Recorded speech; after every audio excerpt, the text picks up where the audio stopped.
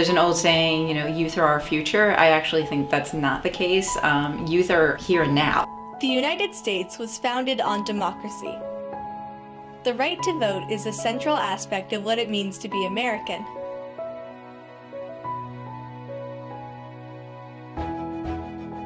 Democracy means nothing that affects us should be decided without us. Teenagers should be able to represent their own interests, and they have so many interests that are affected, whether it's housing or air quality or gun violence or racial issues. How about their schools? Their voice is needed. Tacoma Park, Greenbelt, and Hyattsville, all in Maryland, allow 16 and 17-year-olds to vote in local elections. Berkeley, California also allows 16 and 17-year-olds to vote in school board elections. There are countries around the world where 16-year-olds already vote, and I think it's time for the US to catch up. In 2007, a law was passed in Austria. Politicians came up with the initiative and said that it's the young people who, on the long term, are the most affected by the laws, so they should be part in creating the laws. Why should 16 and 17-year-olds have the right to vote in the U.S.? The reasoning behind granting 16 and 17-year-olds voting right in Tacoma Park is because there's a great deal of research that shows that voting is a habit. When you start voting at an earlier age, say around 16 or 17, in the place where you grew up or you're in high school, you're more likely to continue to vote and make voting a habit. Right now in our country, when we have people who are able to start voting at 18, that tends to be a period of life where there's a lot of change happening, whether it's finishing up high school, moving, getting a job, going to college. It's not a great time to start a good habit like voting is. Voting corresponds to people's long-term presence and investment in a community. And young people are famously transitory.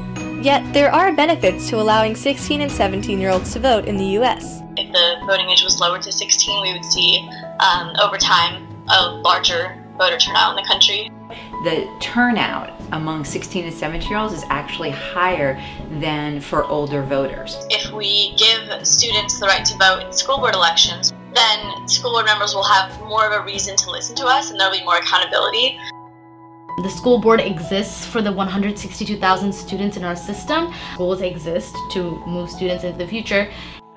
In September 2018, D.C. Councilmember Charles Allen created a bill to allow 16 and 17-year-olds to vote in all elections in the District of Columbia, saying, "At the age of 16, our society already gives young people greater legal responsibility. They pay taxes, and yet they can't exercise their voice where it matters most, at the ballot box." End quote. At the last minute, they decided to table the vote. If Washington, D.C. were to lower the voting age, it's treated as a state for voting purposes, so then 16-year-olds would be voting for president. However, many Americans believe that 16 and 17-year-olds are students, and therefore not mature enough to voice their opinions through voting. High school years are really more for civic education than they are civic engagement. At the age of 16, most students have had some kind of high school credit-bearing government or history course, so they understand what the civic process is. I think adults feel like they're just too immature. And so I think they worry that all those young voters would vote for someone just because of their popularity.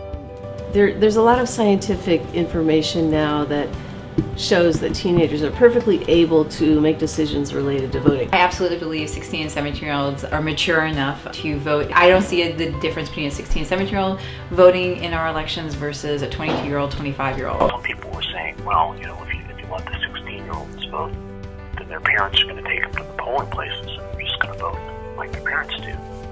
But I personally think that if you give someone the opportunity to vote at that age, I'm pretty sure they would do their research in advance before casting their vote. I think young people just automatically are a lot more aware about what's going on in the world because of social media. There is also a partisan divide around lowering the voting age. Generally, people who swing more right tend to be anti-young people voting because they know that young people tend to vote more blue. But it's really irrelevant because a 16-year-old should have the right to vote any way that they want to vote.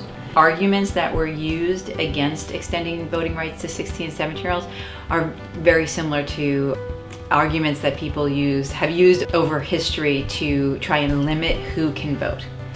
I don't think that we're in the same place yet with the 16-year-olds and 17-year-olds in terms of voting in presidential and federal elections.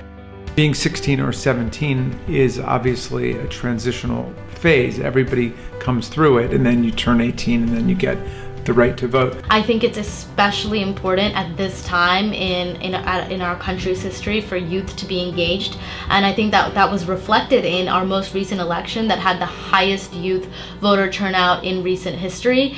There are many key questions. Should 16 and 17-year-olds have a say on issues that could govern their lives? At the same time, are they mature enough to make decisions that could guide the future of America as a whole? It's only fair that young people should have a say in the policies that run their lives. That's democracy.